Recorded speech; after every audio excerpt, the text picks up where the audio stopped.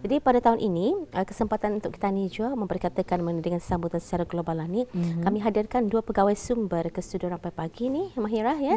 Kita perkenalkan ya. Bersama dengan kita pada pagi ini di sebelah saya iaitu bersama dengan Yang Mulia Puan Nurul Adilah binti Mahmud, merupakan pegawai pelajaran kesihatan Pusat Promosi Kesihatan Kementerian Kesihatan, dan juga di sebelah Puan Nurul Adilah ialah Tuan Muhammad Hazrin bin Daud, merupakan naib yang di-Pertua Majlis AIDS Brunei Darussalam. Assalamualaikum. Waalaikumsalam. Alhamdulillah. Apa khabar pada pagi ini? Sehat ya? Alhamdulillah sehat. Alhamdulillah. Jadi kalau kita ni lihat di kaca TV, rona warna kita ni tu memang orang senada.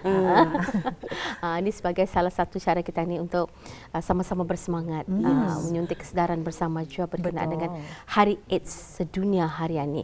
Baik, kita terus kepada agenda kita ni Puan dan juga Tuan. Mungkin saya boleh mengajukan soalan ini kepada Puan Nadilah dulu. Dapat menerangkan berkenaan acara atau sambutan yang kita raikan secara global John iaitu Hari AIDS Sedunia ni. Silakan. Okey. Hari AIDS Sedunia ini diperingati oleh orang ramai di seluruh dunia pada tiap-tiap 1 Disember untuk meningkatkan kesedaran mengenai HIV AIDS dan juga untuk menunjukkan bahawa dunia ini bersepadu di dalam menangani wabak HIV yang telah melanda dunia sejak 40 tahun kebelakangan. Hari ini merupakan salah satu daripada peluang yang jelas bagi pihak kerajaan dan swasta untuk meningkatkan kesedaran mengenai wabak ini dan menggalakkan kemajuan di dalam pencegahan, penjagaan dan rawatan HIV AIDS di seluruh dunia. Alhamdulillah. Jadi itulah ya. Ini hari ini merupakan hari bersempena yang memperingati meningkatkan kesedaran mengenai dengan HIV ataupun AIDS di seluruh dunia. Baiklah, masih lagi bersama dengan Puan Nurul Adilah. Mungkin dapat dikongsikan bersama dengan kita dan juga penonton kita, apakah tema sambutan pada tahun ini dan adakah pihak Kementerian Kesihatan menyediakan mungkin program ataupun aktiviti bagi sambutan Hari AIDS sedunia pada tahun ini, Puan? Okey, tema sambutan pada tahun ini ialah Let Communities Lead, iaitu biar masyarakat memimpin dan bertepatan dengan tema tersebut bersempena dengan Hari AIDS Sedunia 2023, Kementerian Kesihatan dengan kerjasama Majlis AIDS Brunei Darussalam akan mengadakan program pendampingan masyarakat iaitu simposium mengenai HIV AIDS bagi pemimpin akar umbi. Pemimpin akar umbi yang dimaksudkan di sini ialah terdiri pada pegawai-pegawai daerah dan penghulu kita ni, ketua kampung dan juga pemimpin-pemimpin dari persatuan bukan kerajaan. Simposium ini akan diadakan pada hari Sabtu 2 Disember esok pada jam 9 pagi bertempat di Dewan Al-Afiah Kementerian Kesihatan. Jadi yang akan disasarkan ini adalah di kalangan pemimpin akar umbi. Saya tertarik dengan salah satu usaha yang diadakan ini melalui simposium yang menarget ataupun menyasarkan pemimpin akar umbi. Namun barangkali dapat dijelaskan juga kenapa mereka, adakah kerana tema tahun ini yang juga mendokong kepada biar masyarakat memimpin ataupun bagaimana, Puan? Seperti yang kita ni sudah maklum, ini pemimpin akar umbi ni selalunya menjadi ketua kita ni dan menjadi role model kita ni dalam sebuah organisasi ataupun anak kampung, tempat tani mendapatkan info yang sahih. Lepas satu dorang ani juga sebagai sumber rujukan kita ni. Kadang-kadang apakah tani bertanya pun ada arah bisdian ni juga dan tempat minta buah fikiran ataupun ketani melihat ketua kampung ni ataupun penghulu ni sebagai orang yang menjaga kemaslahatan anak buah kampung ataupun dalam sesuatu organisasi ni lah. Dan oleh itu objektif simposium ini ialah ianya akan memupuk atau menanai memperingati Hari AIDS Sedunia ni sebagai solidariti bersama-sama masyarakat di dalam meningkatkan kesedaran, mendidik serta memperkasa di dalam mengambil tindakan yang bertepatan dan sesuai dengan amalan terbaik serta sesuai di dalam konteks negara kita ni, negara Brunei Darussalam. Dan yang kedua objektifnya ialah memberikan pengetahuan dan sasaran tindakan yang bersesuaian kepada para peserta, iaitu pemimpin akar umbian yang dekat kepada masyarakat untuk sama-sama menyampaikan maklumat yang betul serta membantu masyarakat di situasi yang memerlukan bantuan daripada pemimpinan mengenai hal yang berkaitan dengan HIV dan AIDS dan seterusnya menjadikan pemimpin akar umbi ini sebagai rakan strategik di dalam sama-sama menjalankan kerja-kerja kesedaran HIV dan AIDS di samping pihak kerajaan, swasta dan badan-badan bukan kerajaan. Jadi pergerakan itu perlu bersama sebenarnya, bukan hanya orang tumpukan kepada Kementerian Kesihatan dan juga Majlis Kebangsaan AIDS Brunei sebab itu sasaran simposium ini lebih kepada pemimpin atau golongan akar umbi di negara kita ni supaya pihak BIS kita dapat memberikan pengetahuan paling latest umpamanya ataupun yang terkini di samping juga saranan tindakan yang boleh dilakukan oleh golongan pemimpin akar umbian. Yes, betul. Kadang-kadang kalau kita ni ada anak buah kampung tadi ada masalah ataupun dia didapati positif HIV dan dia tahu di mana akan dituju, at least ada yang membagi support lah hingga mendiskriminasikan dorang-dorang ni. Betul. Ya, jadi kita akan beralih kepada Tuan Muhammad Hazrin ya. Apa yang kita difahamkan Kementerian Kesihatan dengan bekerjasama ya dengan Persatuan Majlis AIDS Brunei Darussalam. Ini adalah kita ni dalam sama-sama juga ya untuk mempertingkatkan lagi usaha untuk menyebarluaskan ya maklumat kesihatan terutama sekali mengenai dengan HIV ataupun AIDS dengan mengadakan beberapa kempen-kempen kesedaran ni. Jadi bersama kita Tuan Hazrin mungkin dapat menerangkan mengenai dengan persatuan ini. Jadi bila ni Tuan ianya ditubuhkan, objektif penubuhan dan juga berapa orang kesemuanya ahli yang berdaftar di bawah Majlis AIDS Brunei Darussalam. Okey, terima kasih. Majlis AIDS Negara Brunei Darussalam secara rasminya ditubuhkan pada tahun 2000, 20 Julai tahun 2000 dan ini adalah 23 tahun sudah kami ditubuhkan. Alhamdulillah ahli kami yang berdaftar kurang lebih dalam 70 orang. Dan antara objektif kami adalah tidak lain tidak bukan adalah untuk meningkatkan kesedaran mengenai dengan HIV AIDS di negara Brunei Darussalam dan seterusnya untuk mendidik masyarakat mengenai dengan isu-isu yang berkaitan isu-isu sosial yang berkaitan contohnya seperti jangkitan hubungan seks dan kehamilan remaja. Itu antara adalah salah satu objektif kami untuk memberikan kepada masyarakat dengan membantu ke pihak Kementerian Kesihatan seperti yang kami beritahu tadi memberikan kepada masyarakat mengenai dengan HIV dan AIDS ini. Jadi sudah sebenarnya umur maka berumur. Kalau ditamsilkan pada kehidupan seorang manusia 23 tahun itu orang sudah agak dewasa. Sudah orang kita ni apa tu pandai memikirkan dan bertindak mana yang betul, mana yang indah. 23 tahun sejak penubuhannya 20 Julai tahun 2000. Tahun 2000. Masa ni keahlian yang aktif lebih kurang 70 orang. Dan saya sendiri juga turut ada mengenali beberapa orang ahli dalam Majlis AIDS Negara Brunei Darussalam ini. Mereka ni merupakan sebelum ini rasanya masih kali jua di kalangan belia-belia hebat.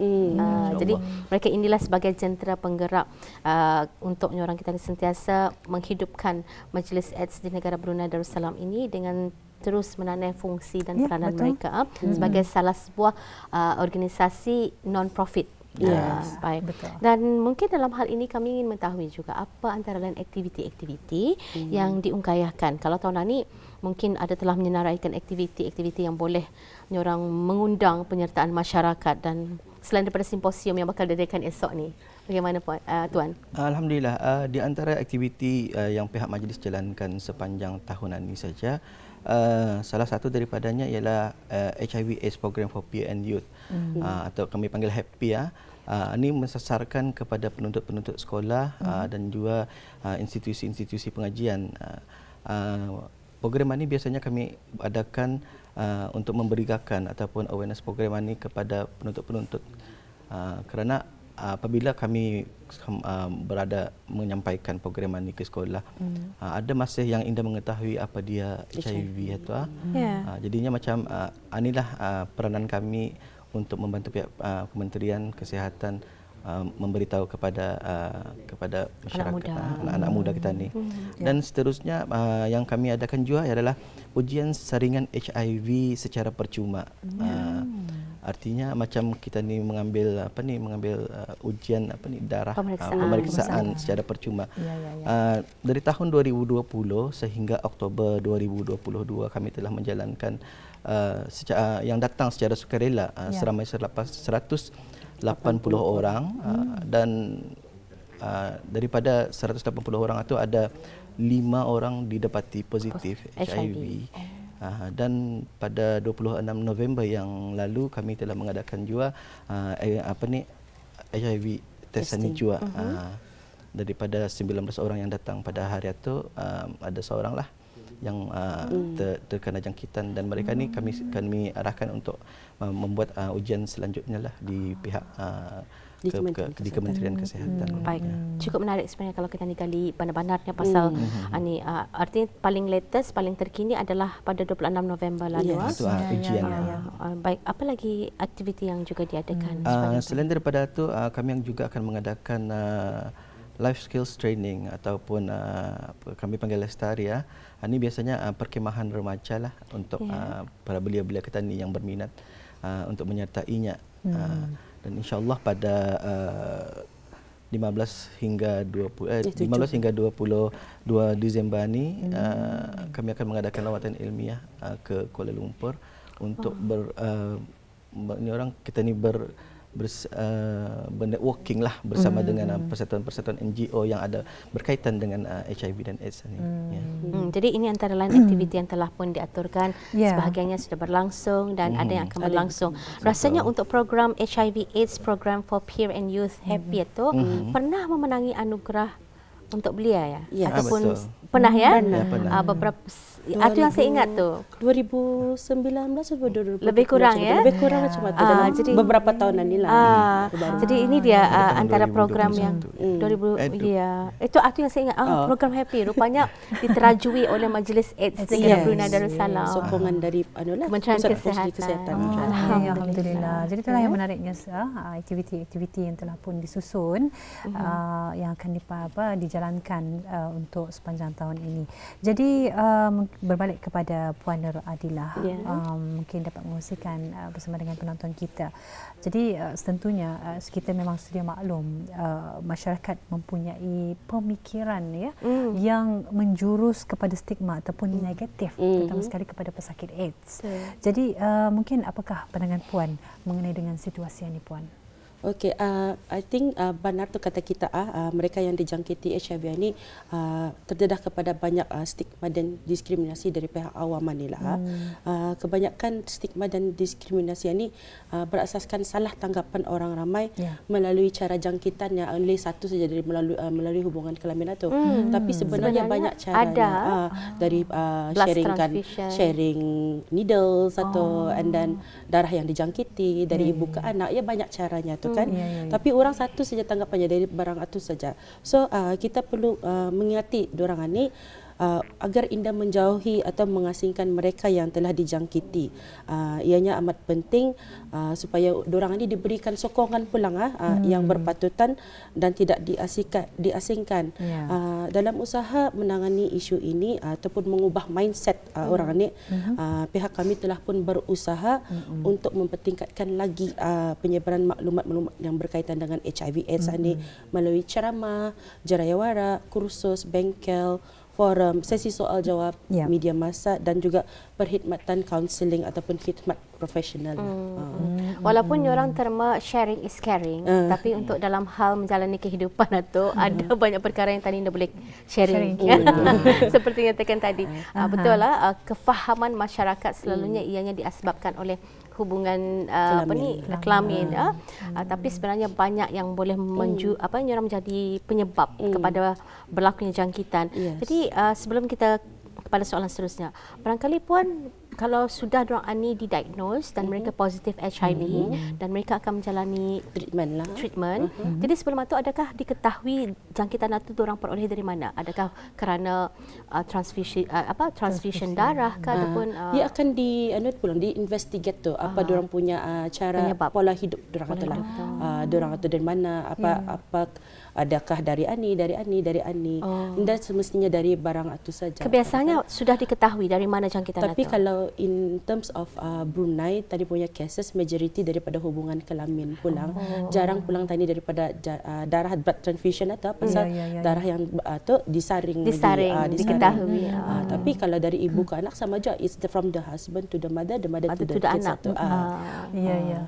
Jadi sebenarnya kita ada satu soalan juga ni daripada penonton kita sebenarnya. Mungkin ada yang teruja yang mengetahui lebih lanjut berkenaan dengan AIDS ini.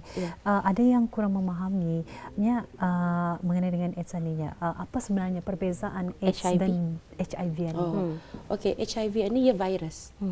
Ya, kalau sudah tadi awal tu tadi tahu sudah virus ini human immunity deficiency virus ini. Ya, kalau dirawat dari awal ia tidak akan menuju kepada AIDS itu. So tapi kalau tapi ia mengambil masa untuk menuju ke sana kalau tadi tidak bagi treatment. But then kalau tadi treatment it always stay there saja macam tu. HIV itu saja, is a virus saja. Tapi kalau tadi indah mendapatkan rawatan awal apa, ia akan menuju kepada AIDS ini. It's orang pengakhirannya sudah tu. Tidak akan dapat lagi diubati dan pada peringkat kritikal saja. Baru AIDS satu. Sebelum menuju ke AIDS, ya ke HIV. Virus tu. Ia mula daripada virus tu. Jadi pengawalan dirawat baru kepada. Jadi bolehkah ia sembuh? Ia akan virus ini ia akan mengattack tadi punya immune system tadi kan. Ia boleh dirawat tapi indah dapat dia macam dia dapat dihilangkan. Dia still always there in our world. That's why tadi mesti makan ubat atau yang dibagikan oleh pihak Kementerian Kesihatan lah. Baik, kita ada lebih kurang 4 minit untuk bersama. Sebelum menutup tirai wawancara kita ni mungkin ada saran nasihat dan juga pesanan yang boleh disampaikan. Apakah langkah-langkah yang perlu dilakukan sebagai pencegahan awal dari dijangkiti HIV tadi dulu tu kerana bermula daripada HIV baru ke AIDS. Okey, as I mentioned tadi di negara kita ni kebanyakan jangkitan melalui hubungan kelamin itulah.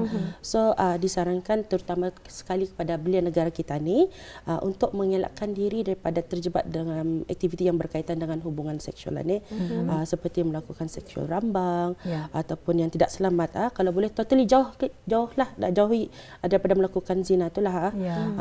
Selain itu juga elakkan daripada terlibat pengambilan dadah, dan bagi mereka yang berumah tangga ni orang stick to one lah, be faithful, setia pada yang satu, itu yang paling penting. Betul. Ya, alhamdulillah.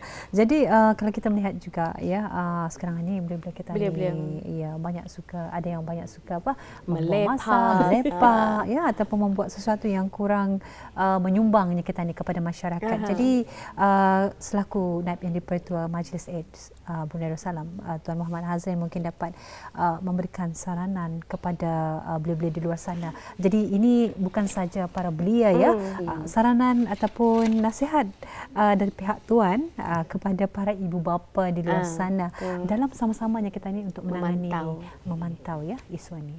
Okey, melepak tu tidak pernah salah. Tapi biarlah yang berfaedah, yang mendatangkan ilmu. Okey.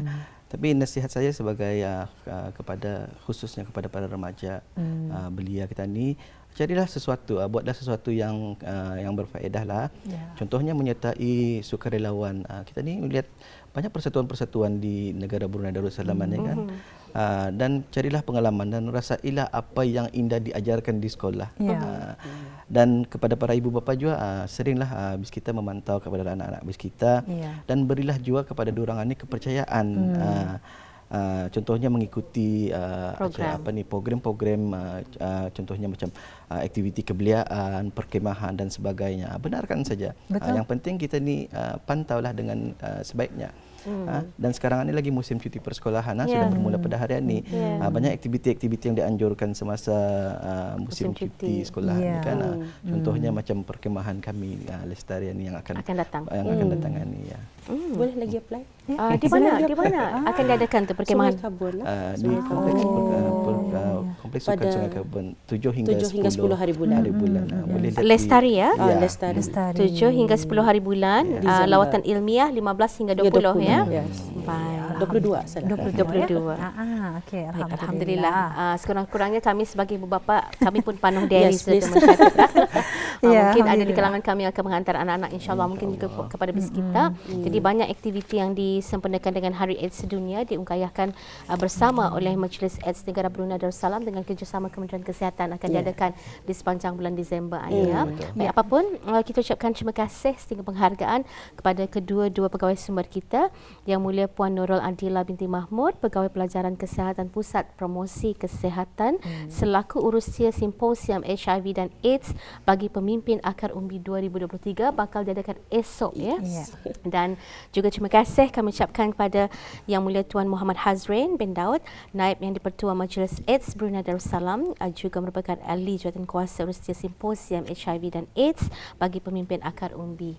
Terima kasih mengucapkan Tuan. Sama-sama. Dan seperti yang juga diserukan sebentar tadi, ada aktiviti-aktiviti yang juga mengajak anak-anak kita ni, para pelajar golongan belia yang penting, bukan golongan beliau, golongan belia untuk turut serta.